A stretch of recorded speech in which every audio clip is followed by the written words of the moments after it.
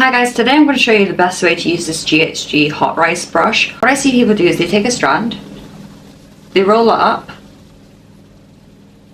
and then they roll it back down.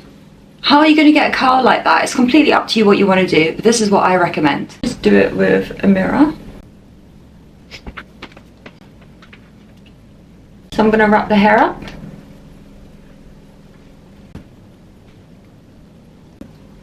And then unwrap it.